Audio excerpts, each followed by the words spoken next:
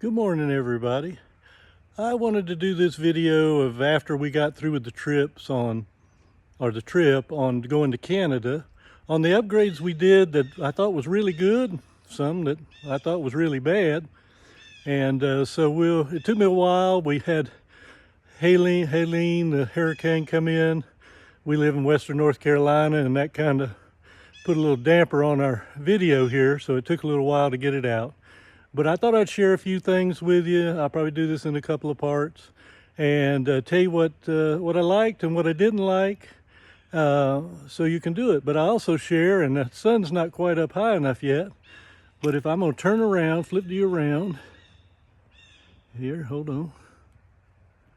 And you can see up in the mountains, the trees are turning colors. Sure is beautiful. But if y'all don't have anything to do, I got a rake because we sure get a lot of leaves. Good morning, everybody. I wanted to show, as part of my video, where we had sealed the roof and put the new pylon on, and I'll show you the edges, how they ended up coming out after they sit a little bit. Now here is the edges of the of where it tucks into the thing, and you can see here where this looks kind of bubbly. I'll try to get a view of it. That was smooth when I put it on, but the pressure from the pylon has pushed it up. Now I'm not going to try to take that off. I'm going to leave it like it is. Nobody can see it. It's not very pretty, but it does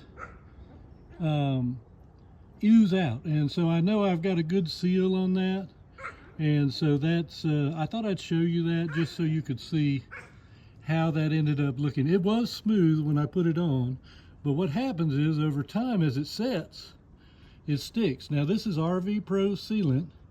It's a silicone because it was a Winnebago, and that's a sticky mess. I tell you, that stuff stays right on, but that's what we ended up doing. And when we come down off the ladder, I'll kind of show you. You just really can't see it. Even if I get closer, let's see, oh, hold on. You know, you just don't see it from down below. And of course that all hides that there. So I've left that like it is. I believe that holds it really well. I'm not going to try to cut it or damage the pylon. I'm just going to leave it. Okay guys, the other thing I added was a super steer to the drive link. I believe that was a good improvement. I actually also added sorry about the helicopter. I added in the Kona shocks, and those were really well. I think that really made a big difference. And I also added in the snap pads. You know, I think the snap pads were good. I don't think they were bad. I thought they was a good add-on. They wasn't really expensive. Could I tell a lot of difference? No, not really, but I thought they were pretty good. I will tell you that I plan on adding sumo springs. I still had some trouble when it was very windy. So I still have plans to add sumo springs to the front and back and see how that works. I also got a track bar for the back. The motorhome drove great, except for when we got in high winds with a lot of trucks, and then it was a bear to drive.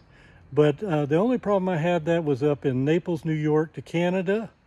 The rest of the trip I did not have a problem, but it definitely was a bit of an issue in that area. So I plan to add the sumo springs and then the track bar, and then we'll test that. I don't want to make the suspension so stiff it runs like a buckboard, so we'll see how that goes. One more thing I wanted to share with you.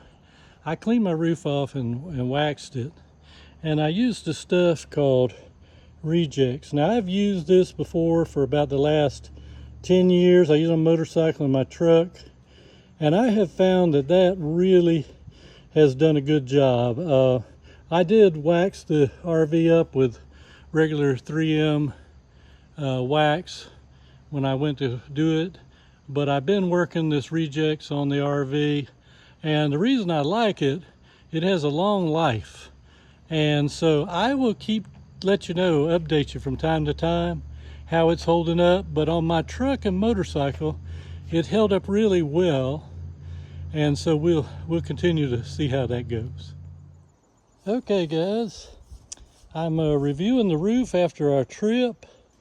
I kind of wiped it all off, cleaned it up. Everything is looking really good. I think it seemed to hold up. It's pretty good considering I'm not an RV tech. So I feel pretty good about that. We seem to held up really well. I will tell you, keep an eye on this roof. It's kind of the key on this Winnebago. But I think I got everything doing pretty well. Everything seems to be staying put in place. I checked all the seams on the side over here. I don't know if you can see it. And all the adhesive has held up really well.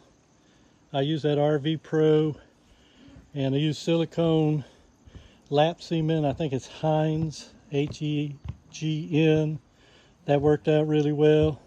Don't beat me up on my caulk job too much. It just put it on and it does what it's going to do. But everything turned out really well. I think it came out for my first RV roof.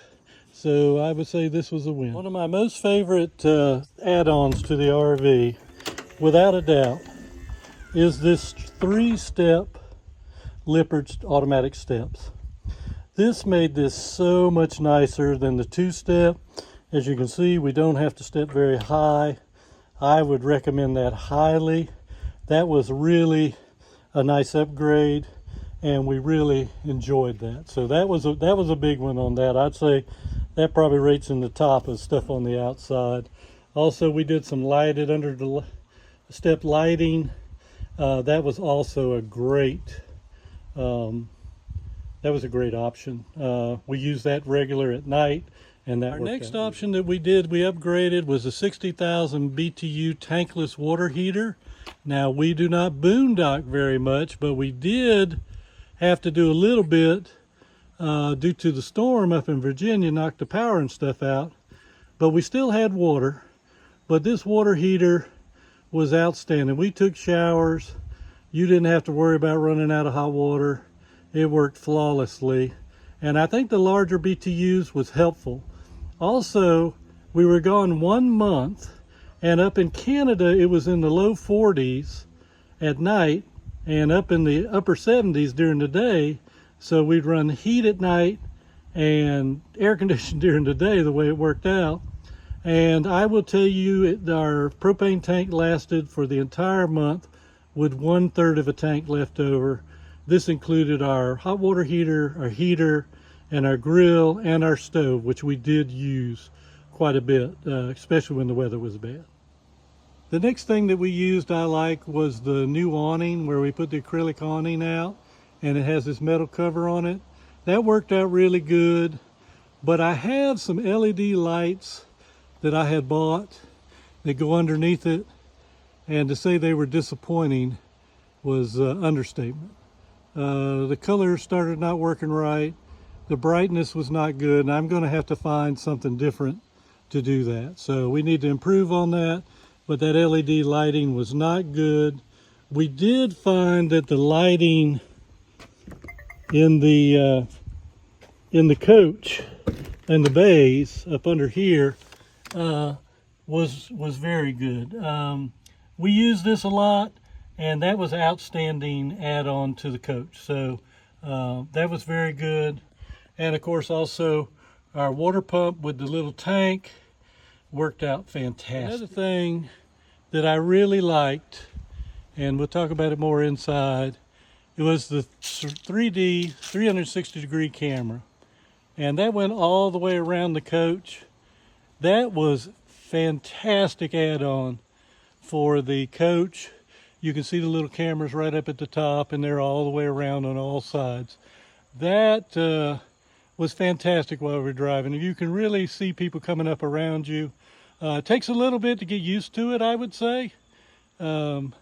you know, you got to kind of get used to the monitor, but once you do that, that was outstanding. Next thing that I thought was really good, we used our updated wet bay, and so I added in this hose to clean everything out. I will tell you, I dropped it and broke the hose and had to replace it. I actually broke the nozzle. It just fell out of my hand, and it broke pretty easy actually, but it worked very good. My water regulator was flawless, and so was the filter. That all worked good. Probably my most favorite thing that we did was we added this elbow and pipe, and we dumped the all the main sewer out the bottom. And I will tell you, that made it so much easier to take care of. Although I did manage to put the cap back on and leave the gray water valve open, and I got quite a surprise when I took that off at the bottom. So reminded me, close the valves before you do it. Another thing that was really good, this little bag here, it sits on top of the pipe where you hook it up to the sewer. So if you have a you know, a sewer that doesn't have good threads on it, or your connector doesn't hook, this was excellent. It's very cheap. I put some aquarium gravel in it, and if you're by yourself, that's a big help on, you know, trying to get dump your sewer without everything flying all over the place. And of course, here again, we added lighting again up under here. We also, this coach was a starter coach, so it had a manual plug, and we put in a transfer switch. I found that to be outstanding. And of course, I have my little tester right here, which shows the lights to make sure it's wired correctly. And I actually stopped at about 13 different campsites and tested it all. And I only pulled out my meter for voltage on one of them, and it checked out good. Also, these ports for electric and water were outstanding. The only thing I will tell you on the electric one, at the house here, I had some mice get in, and so I have to stuff some steel wool if I leave the cable out there for a long time. So that's just a heads up on that. So that worked out really well. Next thing I kind of want to go over is, because we ended up using it, I normally drive with my generator on, just to run it to make sure it stays exercised. And I did add this heat shield with noise reducer, and it actually goes all the way around the top of the generator, and that did help. And the generator worked really well. We had to run the generator in the state park in Virginia because they lost power. And so we would run it, you know, maybe at night. I'd usually run it at night from, you know, 8 till 8 in the morning, or whenever I got up, 6 in the morning. But this thing is noisy. And so it did okay. I slept fine. It's too noisy. I'm going to keep the generator, but we're going to add solar. And we're going to look at adding some larger solar batteries and solar panels, because I think that's something that we could really be a heads up on. Everything else worked out pretty well on the outside, so I would say we did okay, and it cleaned up pretty easy.